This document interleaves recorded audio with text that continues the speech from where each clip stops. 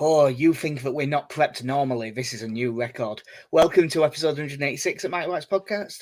See, it's 187, and I even wrote down the wrong number. That just shows the lack of preparedness that goes into today. As usual, joined by Casey. Hello. And as we are throughout the World Cup, joined by Alex Benison. How you going, mate? Yeah, not bad, mate. Are you? I'm better now. Had a bit of a rush day. Just got back from the doctors with my daughter, which wasn't great, but everything is fine. It wasn't fine this morning. On a light-hearted note, though, I have thought of a new name for the podcast during this England series. Now, I know what you're thinking. The obvious name would be the Mighty Lions podcast. But no, looking at the makeup of this podcast, I've gone with the Three Whites podcast. The Three Whites. Oh, look at us. Yeah. There's three lions, there's three white lads here. It's not dispelling the white supremacy thing, but, you know. No. Well, Casey, what you have to remember is that it's a very underrepresented group in podcasting. Well, I'm also hoping that we get some one-off listens from people who would think we were called the Free Whites. I just misheard it, but yeah. So anyway, you can use that if you want to. Yeah, I mean, the name that you picked for the podcast originally is enough of an issue without us branching out into even worse ones. Turns out, if I'm left unchecked, I'd lean towards white supremacy, which who would have thought? Yeah, not even politically, just by accident, because you don't think naming things through. Yeah. Right, so there's been, we had 7 games so far, with another one in like 45 minutes. I think if you count the amount of stoppage time in these games, we've actually had 8. Yeah, that was that's probably been the big change. That and they're going strict on corners again, unless England are playing. It's like been a Leeds fan, really. But we'll go somewhat chronologically. The opener I thought was very dull after the first sort of 20 minutes. Yeah, Ecuador got in front, played keep away for a while, and well, that was the game. Yeah. Yeah, he got that boring at the pub, me and Casey, in the second half, just started going through retro players instead.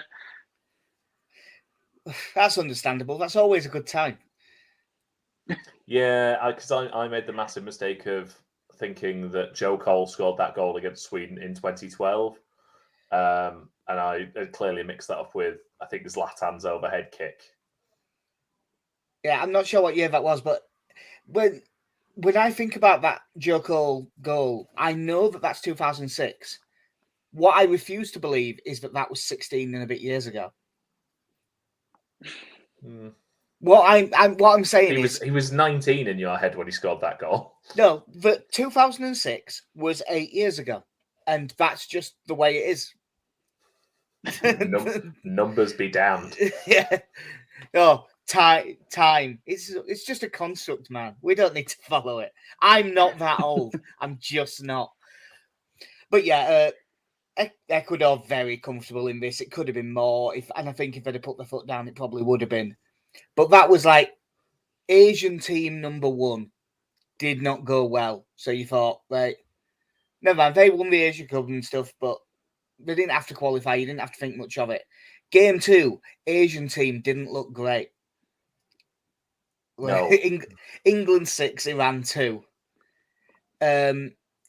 Fucking Southgate is so negative. Yeah, look at us all lambasting him, all thinking, yeah, he's going to play 3 at the back.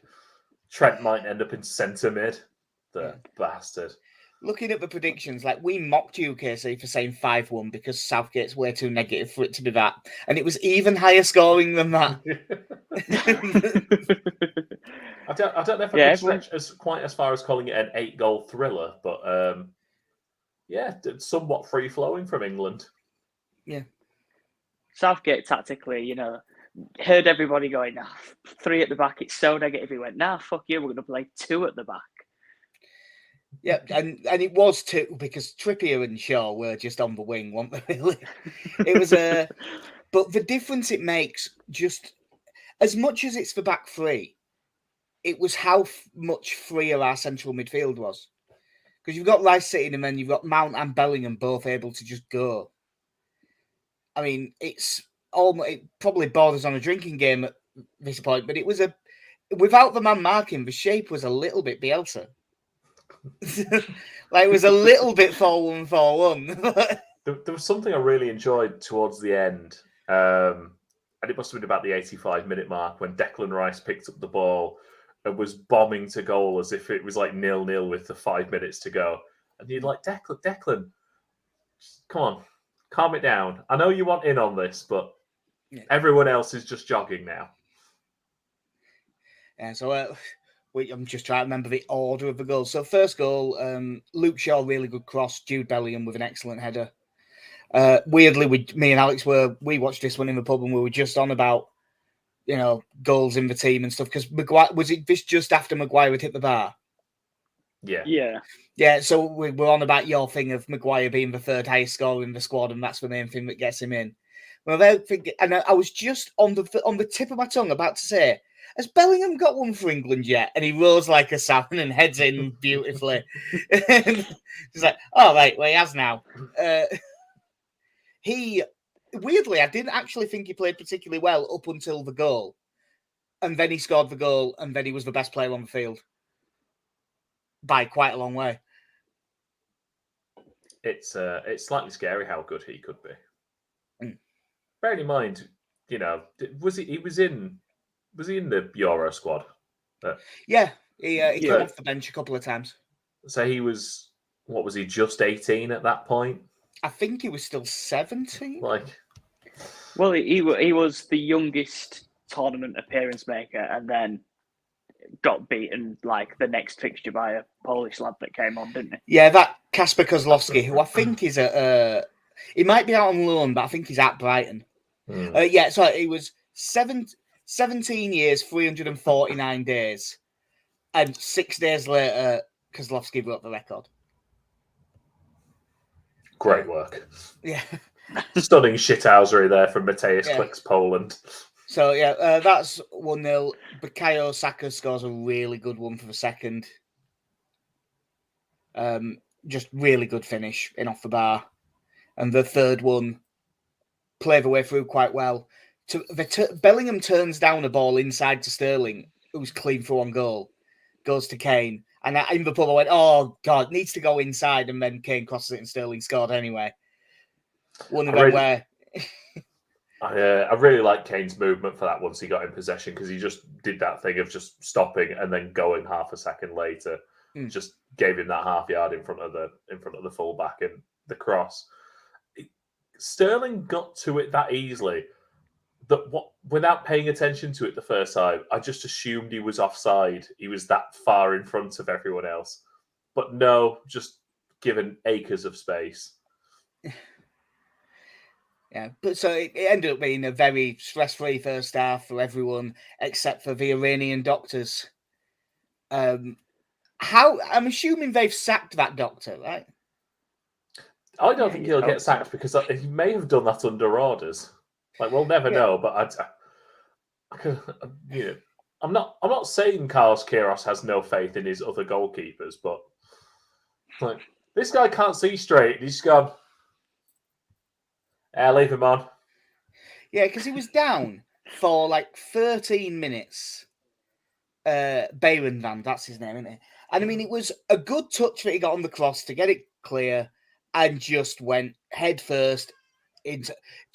It was like watching Shibata and Okada. That's how bad the headbutt was. It was just completely laid out.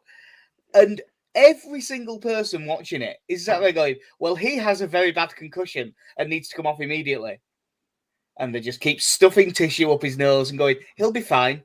It's just a little concussion. It's still good. It's still good. How football is still doing this? Have they learned nothing from the NFL? And the number of lawsuits, the amount of money that was had to be paid out. Are you just looking at it and go, why chance it? It's already 3-0. Let's just come on, son. Yeah, I mean, he was just over there. Keep stumbling. Well, was it? It was at the time of the injury. It was still 0-0. 0-0. It was still 0-0. Oh, was it nil? Ah, yeah, fair It point. was still 0-0 at the time of the injury, but it did show that they must have no faith in their second choice keeper. And then you know what else shows a lack of faith in your backup keepers? Iran have picked 4 goalkeepers in their 26-man squad. They really don't have anything. It's Balen Van Der bust for them.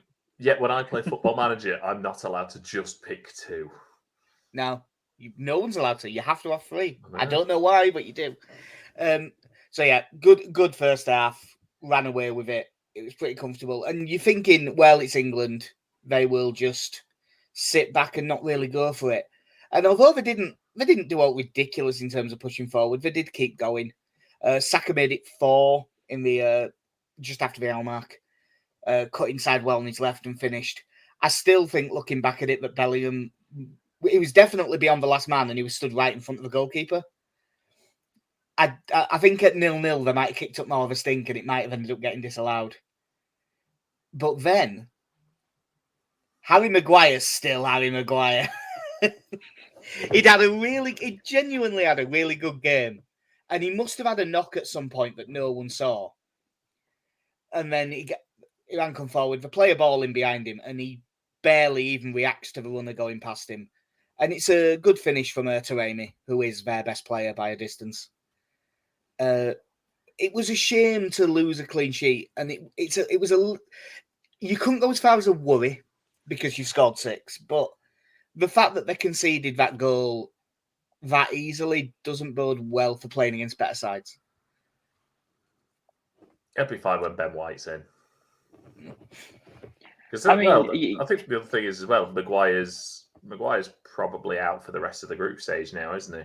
If that was a concussion sub, I'm not sure what the rules are now, whether he's 10 days no matter what, or whether it's only 10 days if it's then proven to be a concussion. I'm not sure how it works. Well, the BBC, was it BBC or ITV? I can't remember which one it was on. Either or, one of them basically said they'd checked on him and he was all right. Apparently, it wasn't a concussion or something like that. He was just feeling dizzy. So whether it's the heat that had got to him and just couldn't properly see straight, but he instantly went over to the bench and just went, "I need to come off." And after the big swing, and after the game, just before I left the pub, they did show that he did actually send a signal before the goal. Like over to the bench, like waving his hands, going, "I'm not late here." I mean, why they didn't just take him off as soon as he said it, I'm not sure. But you know, when you compare them, you compare it to the Iranians. That's what's done for him. But that seemed to get them mad up. Marcus Rashford's basically last touch for England, missing that penalty in the Euros final, and then his next touch, next touch is scoring this. Yeah, his last game for England was the final. He's not played since. So he comes on and then within 3 touches. It was actually a really good commentary. I can't remember who it was who was doing it for the BBC, but the commentary line was essentially Marcus Rashford's first touch, good second touch, and with his third he scored. I'm like, it's shit commentary if he doesn't score at the end of it, but it's worked out pretty nicely otherwise. Yeah, I didn't really pay any attention to commentary with it being in the pub, but it was, if he has some confidence back, which he seems to do, it becomes a much stronger option. And he's a bit more, it's a different sort of winger. I don't think I'd ever play him as the 9, but he's a different sort of winger to some of the other options. You guys got to watch this one because I was at school and kind of having to flick between rooms to catch as much of the game as I could. So I didn't see much at this point of the game. But obviously he seems to be in the right midfield position there, which is not somewhere you see him often. Was he on a striker at this point, or was he a winger? No, he was on the right wing, I think. Yeah. It's just odd you just don't see him there very often. No, he's normally on the wing. He's normally on the left, isn't he? But... Yeah. Because he still comes inside like an inside forward and finishes with his left. But we saw it at the end of the game that after the next sub, when Kane went off and I called him Harry Wilson then, Callum Wilson came on. The four that were up front can interchange in between what positions they play. Like with Foden can play in the middle or on the left. Jack really can play either side. Rashford can go up top or play on both wings. Like the four of them interchanged really well. Yeah, they did. And it was just some nice stuff. And it was nice to see Callum Wilson get on because he was stood on the touchline and he was going to come on. And then with the injuries, they put him back down. You thought, oh, is he not going to get to play? But came back on.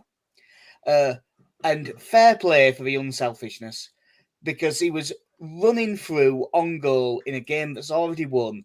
When you don't get to play for England that often anyway, and this is your debut at a World Cup, massive chance, and he squares it to Jack Grealish for a tap-in. I mean, it was the right thing to do, but his brain must have been screaming, shoot. I can only imagine what Alan Shearer was shouting when he saw that, as seeing a Newcastle player go through on goal like that, and just thinking, what are you doing? I don't give a shit that Jack Grealish has scored. Hit it, man.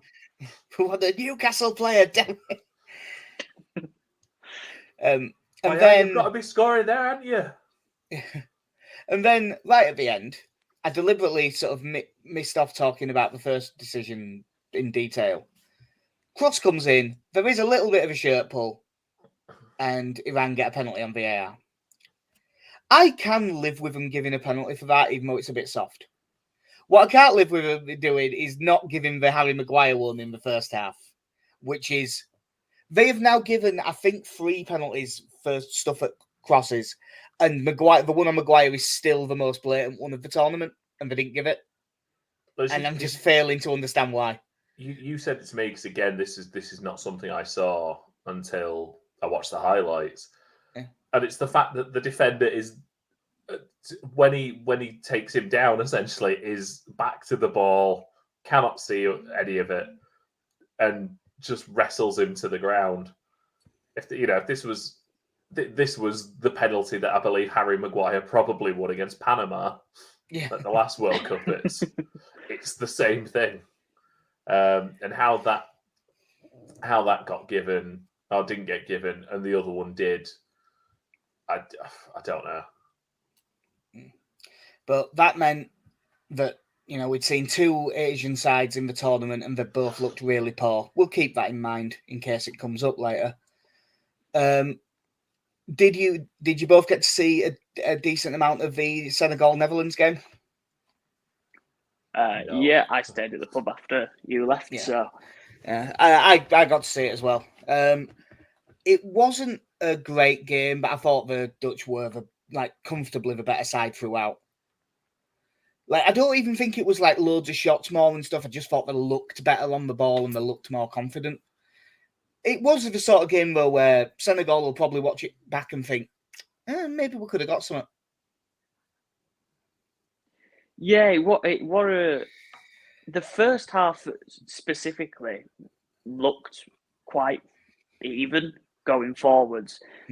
I mean, if it weren't for a few Van Dijk interceptions and blocks, Senegal probably thought they deserved to nick a 1-0 lead going into half-time because they did have some good chances and they pressed them quite well. Yeah. I didn't reckon much to Netherlands playing 5-3-2 and having Gakpo in the middle of their midfield. It just didn't seem like that suited him. But then obviously in the second half, when they do change things around, is when he pops up with his goal. Yeah, for Senegal, I thought Ismaïla Sarr looked really good. Obviously, we've seen him at Watford and we know he's a good player, but he really shone in this game. Idrissa Gueye went close with a decent effort, didn't he? And they forced a couple of saves out of Noppert, their goalkeeper, which was weird because that was his debut for Holland in the World Cup, which is a mental thing to happen. I think that trumps giving Scott Carson his debut in that Croatia game now. I would argue playing Croatia, basically winner qualifies, you go out, is probably bigger than Senegal in the first group game. You can recover if this goes wrong. I don't know. You could mentally sky. So you could have a bit of an Alex Smithies situation where if it all goes horribly wrong, it could be made to rue that for the rest of his life. Yeah. But it was a fairly even game, but I do think that the Dutch looked better. And then later on, little bit of quality told. Was a really good cross from Frankie de Jong. Gakpo gets up ahead of Edouard Mendy, who comes out and gets nowhere near it. Bad goalkeeping. Good header though, 1-0. And then for the goal in like the 98th, 99th minute, because there's so much stoppage time in every game. Fairly weak shot. Mendy just parries it straight out to Davy Klaassen, who scores 2-0. Ended up comfortable, but it didn't look it for a long time.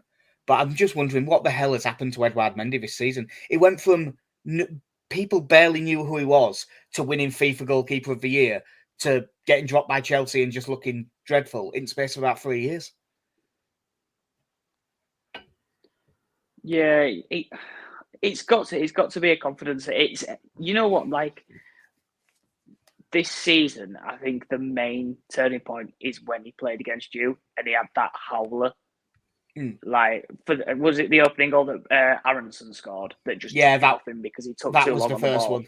You mean the background image here? Yeah.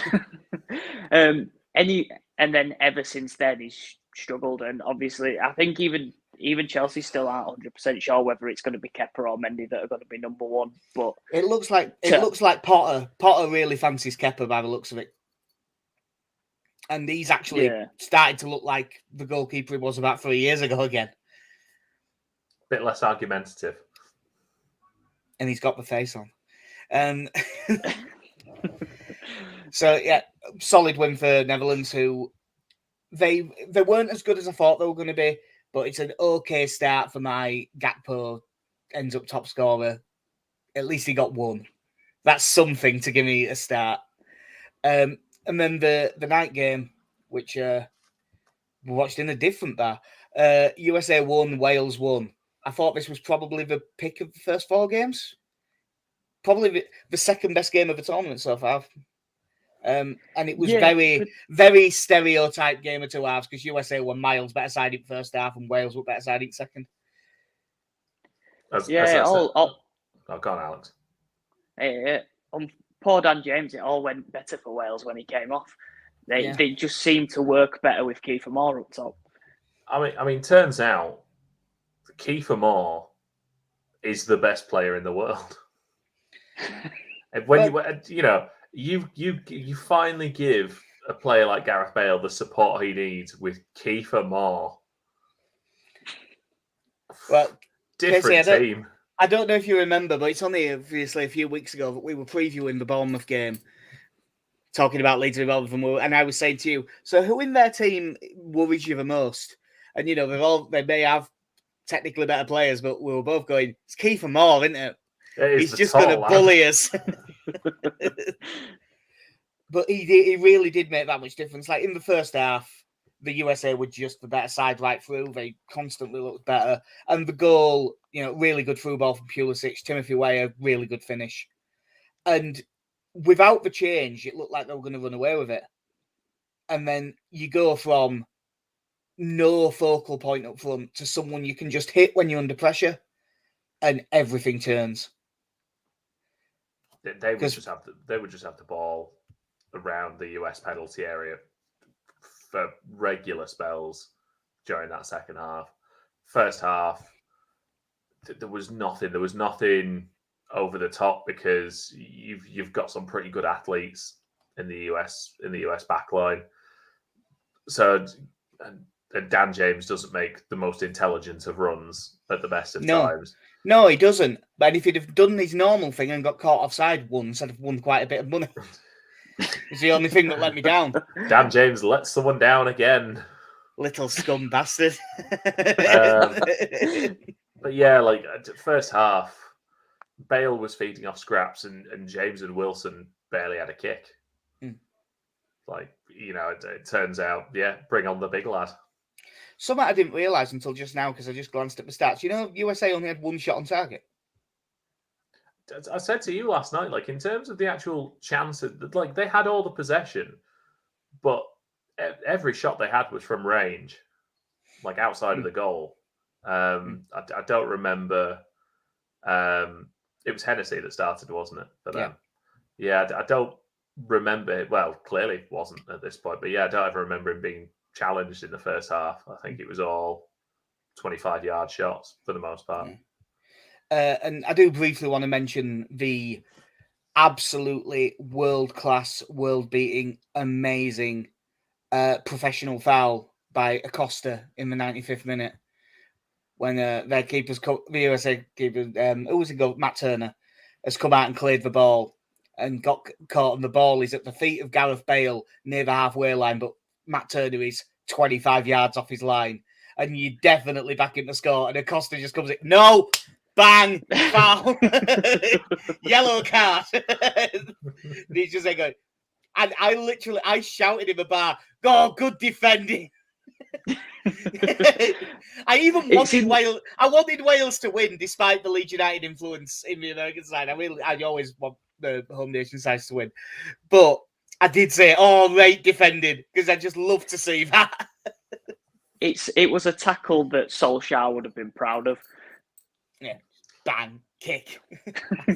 Step away from just jumping on his back, just like no. Not a shot. Like you said, Bale has it left on his left foot. He's already got his head up. Wow. I think in this game, Wales' main contributor, and I didn't reckon that he'd be as good as what he was, but in the second half, Ethan Ampadu had a right game. He seemed to have a good game. The second half, we didn't get to see as well as the first half, because the pub quiz we were at. They did still have the game on, but it started during the second half, so we didn't see. I probably didn't take it in as much detail as I did the first, but I thought in the end, from what I saw, I thought a point was about fair for each, and it's a good result for England because it's not nailed on that we beat America, but it does mean that if we beat the USA, we're through. Yeah, which is a safe bet, I think. Yeah, I wouldn't go as far as safe. I mean, can you not remember the Scotland game in the Euros? It was awful. But even a draw for us is a good result. Oh, it's fine. A draw would be absolutely fine. The main thing from the start was that the teams from Asia were absolute shite and just there to make up the numbers, and it's a complete waste of time. Argentina won, Saudi Arabia too. I could not believe what I was watching. Not from that first half. I couldn't believe I got to watch as much of this game as I did. Yeah, because you'll have been at work still. Yeah, just going from that first half of, technically, Argentina did score 4 goals, but 3 of them were offside because none of them could hold a run. And also, I mean, no, that Lautaro Martinez one is, I don't care what anyone says, that's not offside. Is that the one where it's his arm? It's like, yeah, it's his arm. He's offside by about 1/10 of an inch. It's just not offside. Listen, Jack. I can say this from experience. 1/10 of an inch is very important. Well, yeah, when it's half of your total. But there were all over them. But the thing that I found, and they obviously had all those ones in behind, but the thing I found really interesting was I was fully expecting Saudi Arabia to sit on the edge of the box and just defend. But they actually pressed and held a really high line. And although they got a bit lucky with some of the decisions, their plan was to push up high and catch him offside. And it worked. Like, it was good management. I mean, Hervé Renard has managed, like, I don't know how many. It feels like about 7 different teams in Africa. It's probably 3. And he's won the AFCON and everything. The favourite point coming out of this one going, he's the only manager to lose to Boston United in League 2 and beat Argentina at the World Cup. Yeah. What a managerial career. Yeah. Cambridge United, 2004. It's an Argentinian side as well that were 1 game away from breaking Italy's record of the most consecutive games without a loss. Yeah. Did you see who was 3rd in that list, by the way? Was it England around sort of like 2020, 2021? No, it was Algeria up to last year, because Algeria flew through their qualifying, but because of the way African qualifying works, you still have to have a playoff. And they absolutely battered the way through qualifying and then got beat by Cameroon at the end. After it was just, I was like, oh, they need to change that. That's so mean. Like, you can't do that. But no, Argentina got 1-0 up, Messi penalty. Bit soft, but fair enough. And they are completely on top. They have all the goals disallowed. And then at the start of the second half, Saudi Arabia managed to get forward twice. And both goals are absolutely outstanding finishes. The first one, little pass into him, and Al-Shehri runs Christian Romero on his outside. Good touch to get away from him.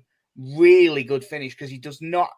If that ball isn't right in the corner, Martinez saves it, and it's right by the post. It's a brilliant finish. And then the second one, Al-Dasari cutting inside on his right and curling it into the top corner. Martinez gets fingertips on it. I think he'll probably watch it back and think he should save it, but it was a really good finish. I mean, he does obviously get the hand to it, but I mean, I don't think even when he's in that position, I don't think he's expecting that shot. I think that's what's caught him off guard. He's expecting someone to press him and get to him and force either a worse shot than that or get a deflection to it. Because even during the first half, both teams were flying into challenges in this game. Yeah, though, I mean, there was a shed load of yellow cards, which I was expecting a fair few, but I think in the end, Saudi Arabia had like 6 or 7. There was a couple that were for time wasting at the end, admittedly, but they were flying in. International teams get fines for not controlling their players. If they do, this will count as well. I was going to say, because it's 5, isn't it? I think. Yeah. You need for that one. So, the one thing I love is, as much as we all predicted Argentina to hammer them, and I don't see this going anywhere other than Saudi Arabia still not making it out of the group. It is probably the biggest upset in the history of the World Cup. I think the data there's analytics, arguments. I think the data analytics that I saw, I suppose it depends on who performs at any given time, but the previous one, according to them, was the USA beating England at Belo Horizonte in 1950, which they said the US had a 9.5% chance of winning, whereas according to them, it's a sacrifice. Yeah, you would think it's Scott Steiner as soon as that smile crept on your face. That Saudi Arabia apparently had an 8.7% chance of victory today. I'll tell you what I think makes this one the biggest one. You know, even if you take away the actual stats, the USA had to do it from 0-0 and win 1-0. It was 1-0 to Argentina. Yeah, like it's that's the thing that makes it so much more unlikely. Like that it was a comeback. And look, everyone loves a World Cup upset. Everyone does. I'd rather it was someone else that did it than Saudi Arabia for all of the many million obvious reasons. But it did sort of make me appreciate England's result a bit more. And I think, God, it is you beat anyone in the World Cup, that sort of score you've done, it's a really good result. And because we were all sort of taking it a little bit for granted, I think, and then seeing Argentina get beat has made everyone stand up and go, oh no, that is a really hell of a performance. Yeah, I'm just trying to have a look now, actually, as to what Iran did at the... I'll say, like, Iran got to the semi-finals of the Asia Cup in 2019 as well. Lost to Japan. So, you know, it's not as if they've sort of come out of nowhere for this one. They've had a decent run leading up to the tournament anyway, in terms of tournaments anyway. The issue for Saudi Arabia now going forward is they have lost Women's rights. 2 players. Sorry. Other than that, they've lost 2 players out of that game because one of the strikers pulled up and had to go off, and then the second one, where the keeper knees him in the face. I had put that out of my head until just now. There was me thinking that the poorly ran keeper had it bad. This one, Jesus Christ! I have not seen this, by the way. I saw that the game was stopped for another long injury, but I didn't see it. It's a good piece of goalkeeping. The keeper comes flying out to punch clear. In the process, he hits the best flying knee you've ever seen straight to the jaw of his teammate. Like, after it happened, like, he's the one immediately signal, because the ref let play go on. And I'll tell you why he let play go on. He got starstruck because the ball felt a Messi. And he went, I am not blowing up and stopping Messi from scoring this, and to clear it off the line and everything. It's really good defending. Saudi Arabia defended so well. It was really a really good performance. But they played on for ages before he stopped it. And the keeper is sat like with his head in his hands because he's like, I might have just killed my friend. I mean, he absolutely nailed him with his knee. It was like for Kenny Omega V-trigger, but shoot.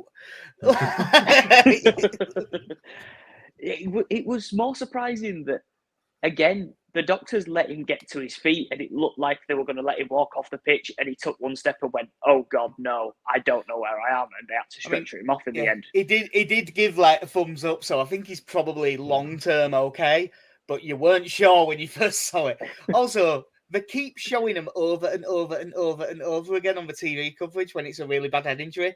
You probably shouldn't do that. Let's look at it again in super slow motion. Weirdly, it doesn't get me in the same way that, someone breaking the leg does. Like, that makes me cringe, and I struggle watching it. I think it's from watching combat sports. Someone just getting knocked the fuck out doesn't bother me in the same way. But what if it causes, you don't want 10 different angles of the moment your career ended when you get really smashed in. All you've got to think back to Euro 2020 and Christian Eriksen. Oh, let's zoom in between that guy's legs. Yeah. Yeah, at least we haven't had anything that bad. There isn't really a great deal to say about the last couple of games, I don't think. Did you both watch Denmark Tunisia? Unfortunately. I wish I didn't. It wasn't absolutely awful, but it wasn't much better than that. Yeah. What did we all say on the last podcast? Oh yeah, everyone's saying that Denmark are going to be dark horses, and in the same vein as Turkey. They really didn't look up to much in that game. No, like we were saying that they might not be as good as people reckon, but we did all predict them to win this, right? And they didn't. Yeah. That wasn't great. And then I missed the first half of Mexico v Poland. Well, first sort of hour, really. But I've seen Guillermo Ochoa's penalty save from Lewandowski. Of course he did, because when it's the World Cup, it becomes Lev Yashin. He's done this before. But people, if you saw more of the game, did one of the sides particularly deserve to win? Mexico, in my opinion, I think deserved it more than anything. The way they were getting in behinds and using the wing backs, Lozano, obviously with his pace, is always going to be struggling, but it seemed to be more their left back that was causing Matty Cash problems, because Matty Cash playing in the Prem obviously likes to come forward, and originally he was a right winger, wasn't he, for Forest? I think originally, I think he might have even been a centre mid. I think he played both. But you could tell that he was being pulled out of position, and this left back were getting in behind quite a bit. So it looks good for Poland that they got a point, but obviously Lewandowski will be kicking himself. And this really annoys me, the fact that we're 7 games in, and I picked to have 7 penalties. We've had 5, and 4 of them have been scored. Yeah, what we were for? Me and Casey had 19 and 17 respectively. So we'll see. That is all the games that have been. I, out of 7 games, only have 3, like, the correct team winning. So I've only got 6 points and they've got no scores. In case I've just realised that's 2, 4. Got that. You might be even lower, Casey.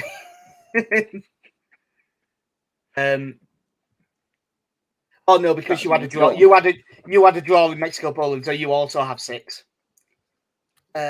Alex, on the other hand, has 16 because he had 2-0. He had 2-0 Ecuador, which was dead on, and he had 1-1 USA Wales, which was also dead on. So he's but you, Casey, you did have the brave shout of Qatar winning, which is what's. And when that first goal got disallowed, I thought you might be onto something. We were all thinking it. Which game have we got coming up? We've got France v Australia in like 8 minutes. For what it's worth, we put them out on Twitter early today. I've got 2-1 France. Casey's got 3-0 France. Alex has got 4-0. We're probably better off. Are we better off just tweeting out predictions again? Just seeing as we're so close to kick-off time anyway. Yeah. So yeah, we'll do that. But what I will say is then, based on the opening round of fixtures, has anything really jumped out at you that you think has changed how you're thinking about the tournament? Yeah, if you are there, don't pre-book train tickets or anything, because with stoppage time, you are missing that train. I am slightly more confident about England's chances for what it's worth. And I feel I was a little bit too disrespectful to Wales because I honestly thought they were going to lose all 3 group games. I thought you were going to say Gareth Southgate for a second there. No, because I just think he's a bit too negative. And there it is again. That lack of respect for Gareth. What's his name? That's the one thing. I mean, there was a load of people putting on Twitter like, "Oh, you should be eating some humble pie about that." What? Because everyone said stop playing a 5 and play a 4, and then he did, and we scored 6. That isn't humble pie. That's him doing what we said. Yeah, but what are you going to be angry at then, Jack? That's the problem. You need something to be angry about. The Tories. Look at him. He's weak-willed. He's bowed to the pressure of the people. Honestly, it's been really nice to see England put in a performance like that, especially for your opener. Make a bit of a statement. And also, I mean, the teams that have played so far, there's realistically, I think, only Argentina who you would have said could be contenders to win it. And I do include England in that, but I think that they're not in my 3 or 4 that I would have down as finalists. Yeah. I must admit also, just on the side note, when it comes to Argentina, I think they've sort of got away with one with Poland and Mexico drawing as well. There's only 1 point down both. If one of them wins, they don't really have any margin for error after that. They could still maybe get through if they get 4 points from the last 2, if they get lucky. And if they get 6, if they get 6 now, they're pretty much guaranteed to go through. You say, yeah. Now that you've put it like that, as I think about it, because I said earlier, like I still don't think Saudi Arabia will get out of the group, and I just think like, I know a point might do it for them. Yeah, like if they could snag a draw. If they could snag a draw or 2, because the one thing is, I saw a stat that was going into the World Cup. They had only scored like 5 goals in the last 14 games at Saudi Arabia, but they'd also only conceded 9. So like, if they are, and based on the way they defended today, they might be able to keep a team out and nick some. So they've given themselves a real chance of getting through. With the way Poland played today, Argentina will probably have struggle breaking them down because their main threat was getting in behind when Saudi Arabia played a high back line. Poland don't. Poland like to sit, and I feel like they're going to struggle to unlock them. So they probably will be panicking going into this second game. I do think they'll be able to break them down, just because if you've got Messi, I think you can break anything down, provided you're having a decent day. Today they had a bad day, and Saudi Arabia had a really good one. I mean, it was still like 2 goals from 2 shots on target, wasn't it? It is a little bit of a freak occurrence. Yeah. I'm just trying to think if there is. I think that we've got everything else done, and there's a game kicking off in 4 minutes, so that'll do us nicely. I aren't sure exactly when did we say England game's Friday? Yeah. Yeah. We'll try and get one in before that, even if there's no KC for surgical reasons. Dealing with my deviated septum. Yeah. Well, I've told you, mate. You should. You're not allowed to be that. You're not allowed to be that fat and on coke. I'm afraid it just doesn't work like that. It's always my favourite one for celebrities, deviated septum, and then they come back with either a new nose or a new nose and a big pair of tits. So if I come back with a big pair of tits, it's not to be unexpected. And what if do you I mean come back with bigger? I was going to go, and if I come back with a big pair of tits, nothing's changed. So, but yeah, that will do us for episode 187 Mike White's podcast. Great to see a good start for England. Hopefully it continues. I've been Jack. See ya. I'm in KC. Have a good one. In a bit.